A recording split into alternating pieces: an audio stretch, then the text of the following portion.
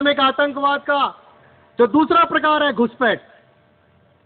आज 3 करोड़ से ज्यादा बांग्लादेशी घुसपैठ हमारे देश में आ गए हैं। राशन कार्ड बनवा लिए, मतदाता सूची में उनके नाम जुड़ गए हैं।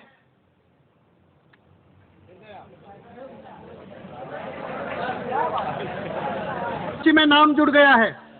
आखिर कैसे ये 3 करोड़ लोग भारत के मतदाता बन गए? कैसे उनका वो राशन कार्ड बन जाता है?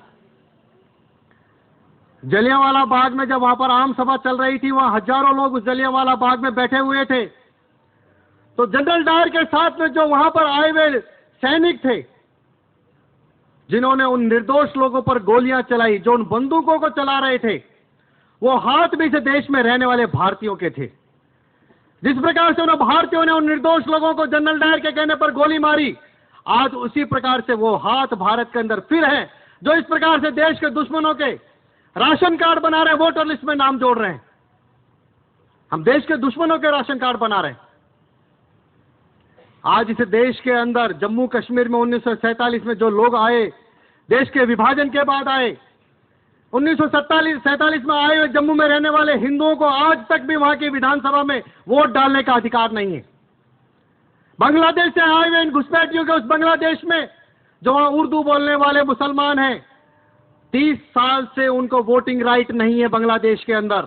अब जाकर के वहां के सुप्रीम कोर्ट ने उन उर्दू बोलने वाले मुसलमानों को बांग्लादेश में वोटिंग राइट दिया है। लेकिन हमारे देश के अंदर इस प्रकार से उनको वोटिंग राइट मिल जाता है, राशन कार्ड बना दिया जाता है। आखिर बांग्लादेश से आने वाले ये घुसपैठ ये चाहते क्या है? वो कोई गरीबी और भुखमरी और बेरोजगारी के नाम पर इस देश में नहीं आ रहे।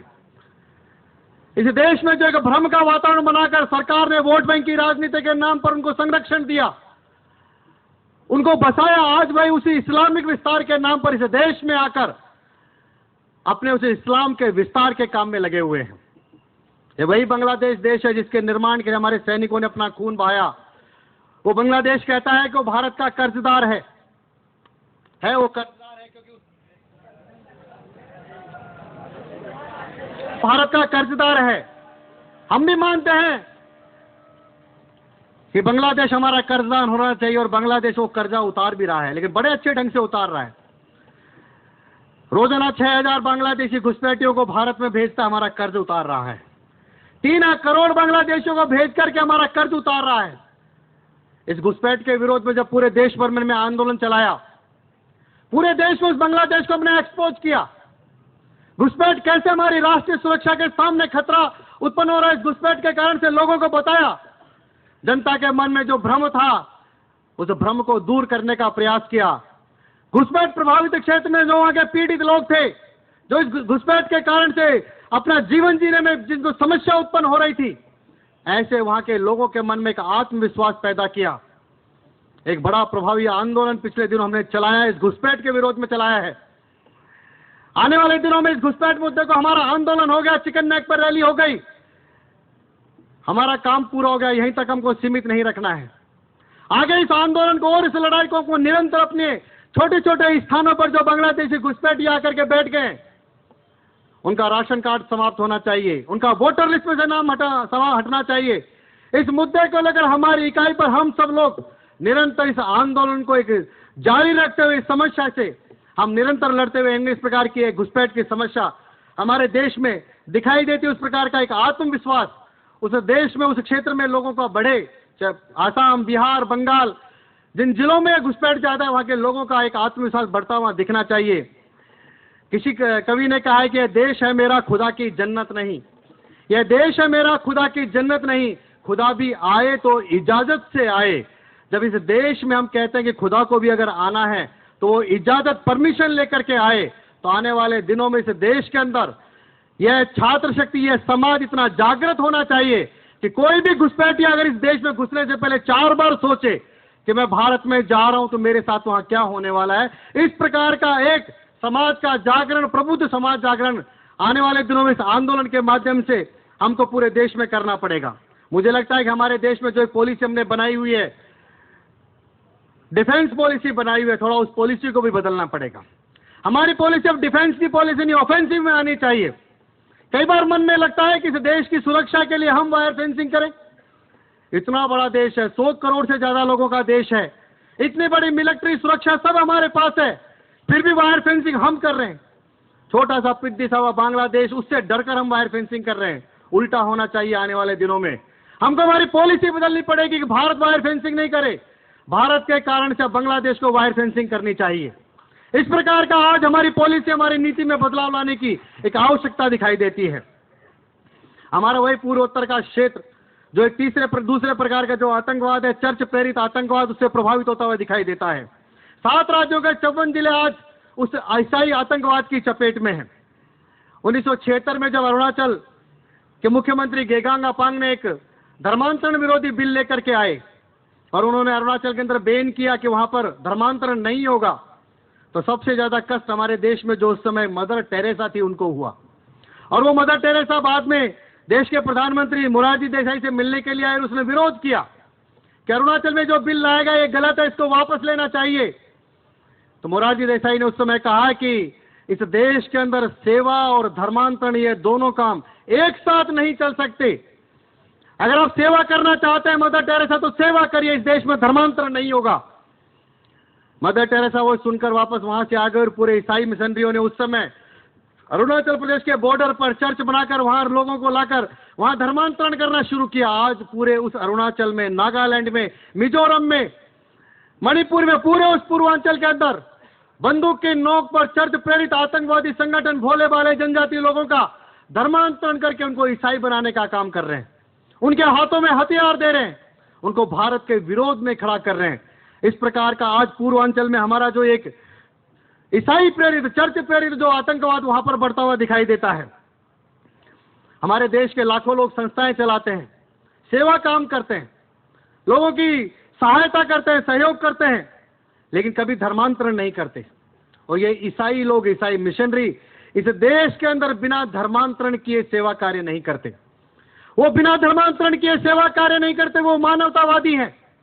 और जो इस देश के लाखों लोग सेवाएं चलाकर बिना धर्मांतरण के, बिना किसी अपेक्षा के निस्वार्थ भाव से सेवा करते हैं, वो इस देश में सांप्रदायिक है। हम उन ईसाई मिशनरियों के लोगों को मानवतावादी कहते हैं। ओह सिस्टर, क्या है, देखो कितने मानवतावादी लोग हैं ये, क्या हॉस्पिटल चला रहे हैं, क्या स्कूल चला रहे हैं, कैसे लोगों की सेवा कर रहे हैं।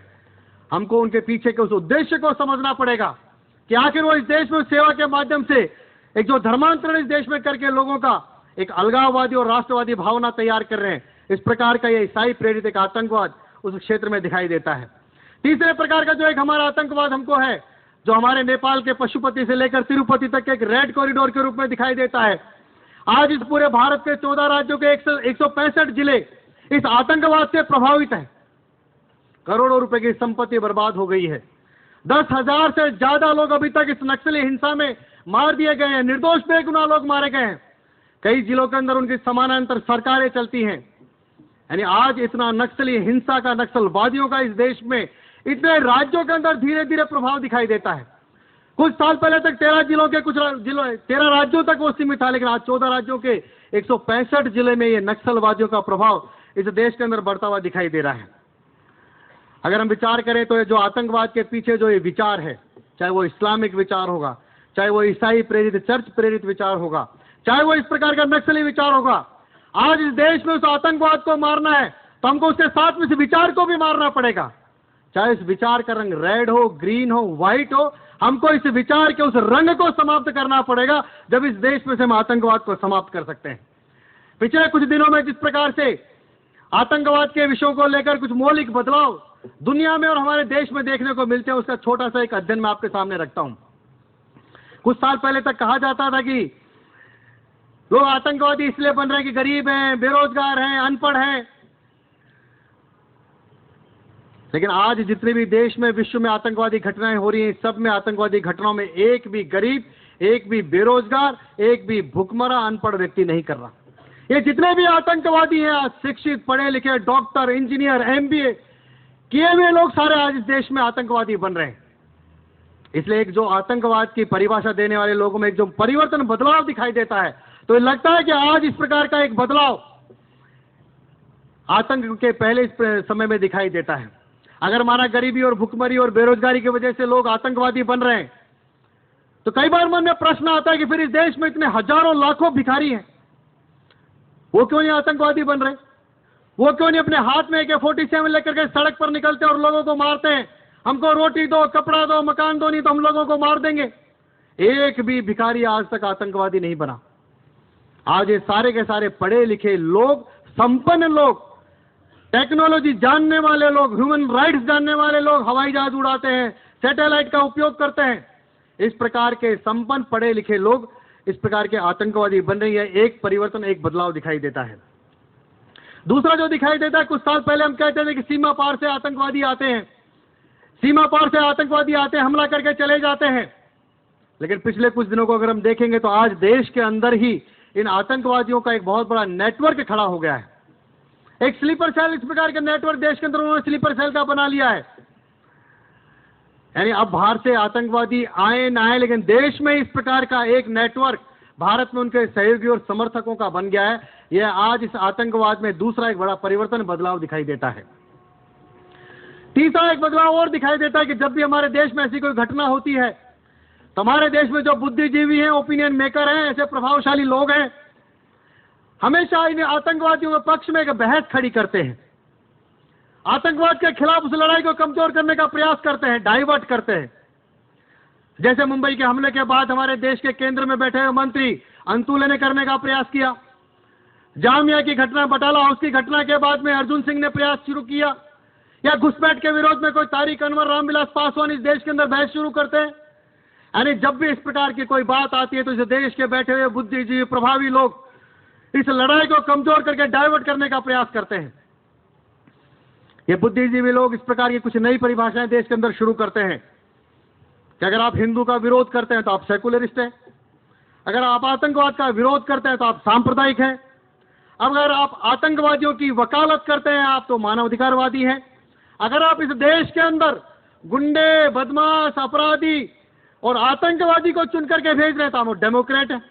यानी नई परिभाषाएं इस प्रकार की देश के अंदर आज दिखाई देती हैं। यह बुद्धिजीवी, इस प्रकार के लोग आज देश में इस प्रकार की नई परिभाषाएं गढ़ रहे हैं। चौथा बदलाव एक दिखाई देता है कि आज अपने देश में जो आतंकवादी पकड़ा जाता था, पहले उसको बड़ा समाज में, देश में घृणा की दृष्टि से देखा जाता था, लेकिन आज जो आतंकवादी पकड़ा जाता है वो इस देश के अंदर हीरो है। उस बेचारे, उसको ऐसे एक बेचारा है, विक्टिम है, यूज किया है, फंस गया है बेचारा, ऐसा करके हमारे देश में मीडिया पेश करता है। जो कसाब पकड़ा गया उसके बारे में रोजाना मीडिया में इतना दिखा दिया गया, शायद देश के अंदर प्रधानमंत्री मनमोहन सिंह का बायोडाटा लोगों को पता नहीं होगा जितना उस कसाब का बायोडाटा पूरा पता होगा। यानी उस कसाब को देश के अंदर हमने हीरो बनाकर पेश कर दिया। हम इस प्रकार का एक विक्टिमहुड, एक बेचारा, एक यूज, एक हीरो करके आज देश के अंदर उन आतंकवादियों को, और यह आज इस प्रकार का प्रचार ऐसे आतंकवादियों को मोटिवेट कर रहा है। वो जो टेररिस्ट अपने साथ में रिस्क लेकर के चलते हैं, अगर उसका रिजल्ट अगर 0 होगा तो इस देश में कोई आतंकवादी नहीं आएगा और न बनेगा। लेकिन टेररिस्ट जो रिस्क लेकर के अगर उसका रिजल्ट, कोई इस देश के अंदर उनको कुछ बेनिफिट मिलेगा, कोई मोटिवेशन मिलेगा, उसमें से आतंकवाद समाप्त नहीं हो सकता, उसमें से आतंकवाद बढ़ेगा। और लगता है आज इसी प्रकार से हमारे देश में इन आतंकवादियों को प्रोजेक्ट करके हीरो बनाकर हम एक नए ढंग से पेश करते हुए दिखाई देते हैं। पांचवा जो बदलाव है कि कुछ साल पहले तक आतंकवादी संगठन सारे अंडरग्राउंड काम करते थे, अंडरग्राउंड आज भी काम करते हैं, लेकिन आज सभी आतंकवादी संगठन ओवरग्राउंड भी काम करते हैं।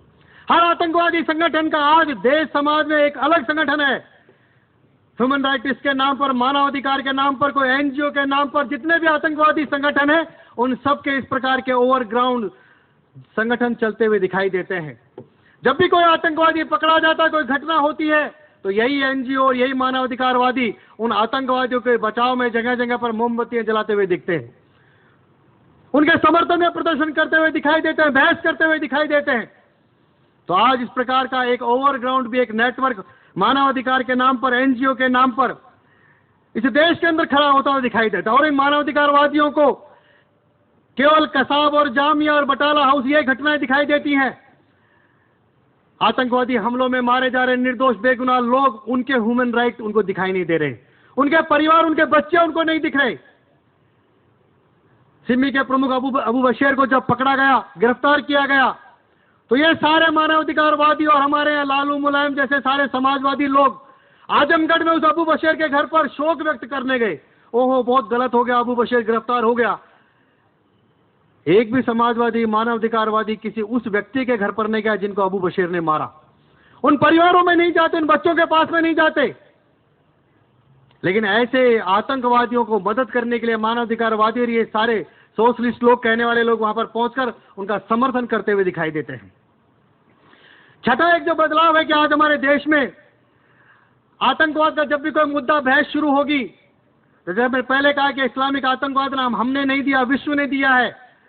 जब भी आतंकवाद का मुद्दा उठेगा, इस्लामिक आतंकवाद का नाम साथ में आएगा तो मुद्दा चलता है, नहीं नहीं, आतंकवादी का कोई धर्म नहीं होता, आतंकवादी का कोई धर्म नहीं होता, इसलिए इस्लाम को आतंकवाद के साथ जोड़ना ठीक नहीं है।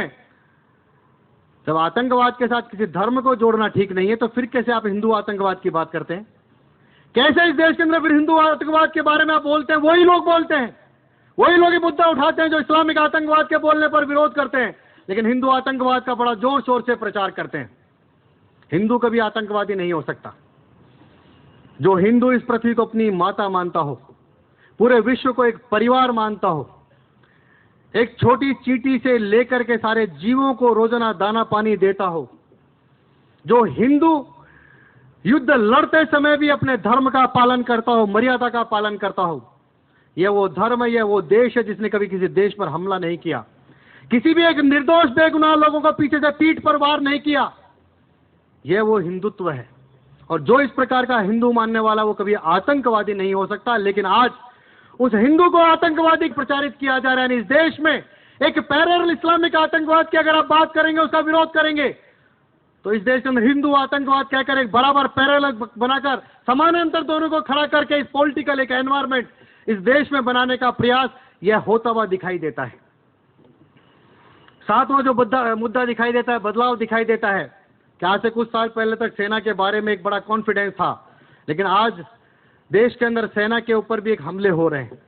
सेना के ऊपर भी एक हमले हो रहे हैं, यानी सेना भी अब निष्पक्ष नहीं रही, सेना भी मानवाधिकार का उल्लंघन करती है, सेना निर्दोष बेगुनाह लोगों को मारती है। यानी आज इस प्रकार से सेना के ऊपर भी एक अत्याचार के आरोप लगाकर सेना के लोगों के मन में भी एक भय का वातावरण कराकर सेना को इस प्रकार से हमारी पुलिस और सेना के खिलाफ एक वातावरण बनाने का प्रयास इस देश में सो कॉल्ड सेकुलर लोग यह करते हुए दिखाई देते हैं।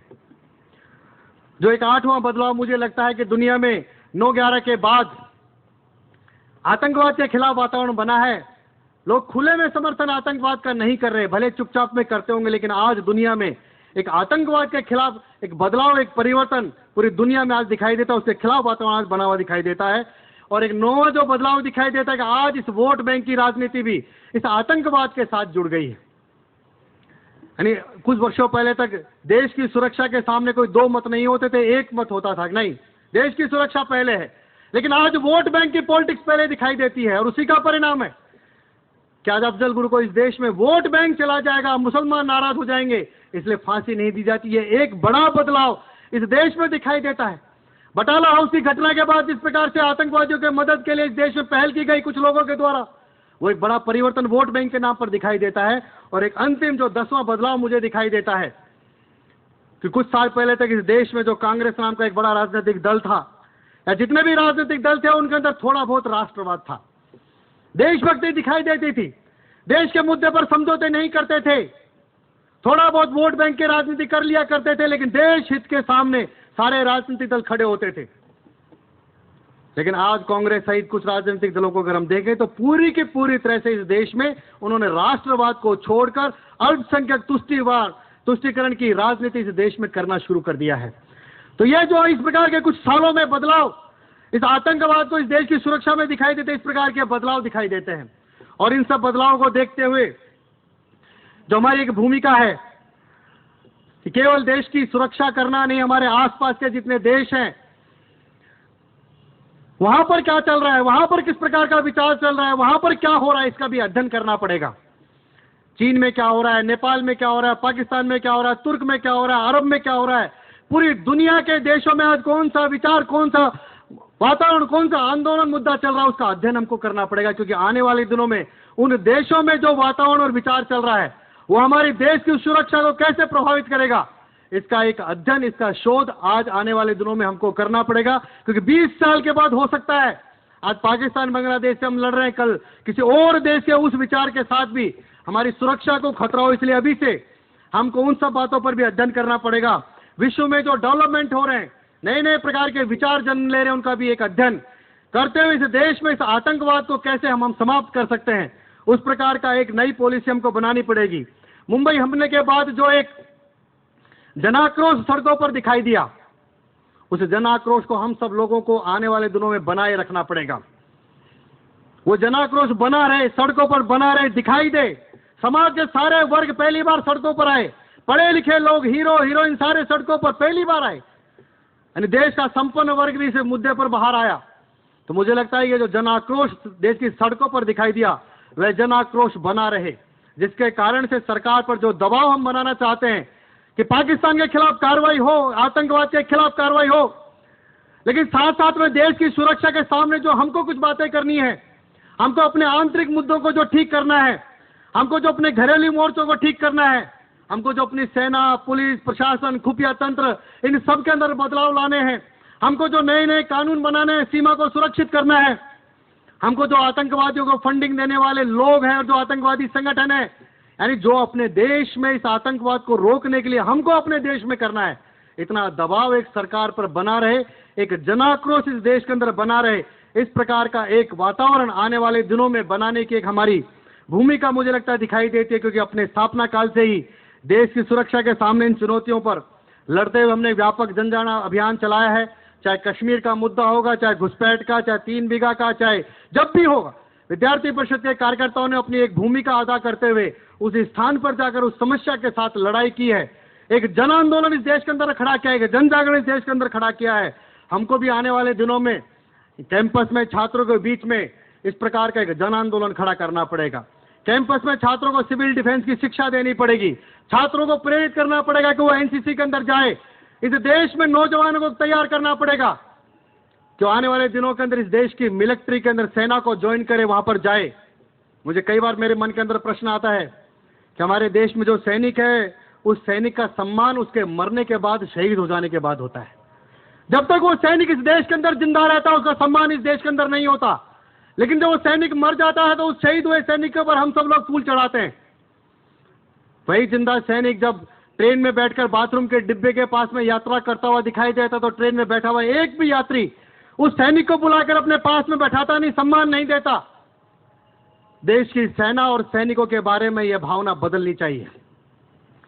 देश के हर व्यक्ति की गाड़ी के पीछे स्कूटर, मोटरसाइकिल पर आने वाले दिनों में एक स्टिकर दिखना चाहिए, मुझे गर्व है कि मेरा भाई, मेरा बेटा भारतीय फौज के अंदर है।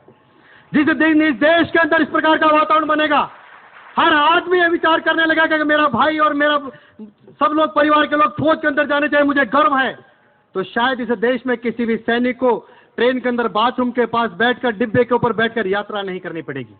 उसका सम्मान जीते जी होना चाहिए। इस प्रकार का एक वातावरण हमको बनाना पड़ेगा।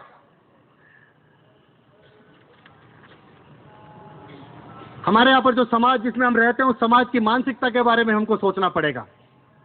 हमको समाज का मन भी बनाना पड़ेगा कि जब भी इस आतंकवाद के खिलाफ लड़ाई होगी तो उसकी कीमत यह समाज चुकाने के लिए तैयार रहे। एक बार 3 देश के सैनिक बैठे हुए थे, कि इजराइल का, एक अमेरिका का और भारत का।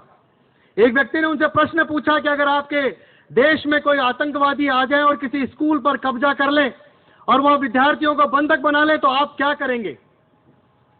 तो भारत का सैनिक उत्तर देता है कि जब हमको ये घटना पता चलेगी तो सबसे पहले हम बयान जारी करेंगे, कैबिनेट की मीटिंग बुलाएंगे, पाकिस्तान के ऊपर आरोप लगाएंगे, फिर हमारी सेना पुलिस को वहां भेजेंगे, वो 3 दिन बाद वहां जाएगी, फिर हम कार्रवाई करने का प्रयास करेंगे, लोगों को बचाया जाए, तो जिन्होंने बंधक बनाए उन आतंकवादियों से वार्ता करेंगे और हम प्रयास करेंगे कि हम वहां पर बंधक लोगों को कैसे छुड़ा सकते हैं।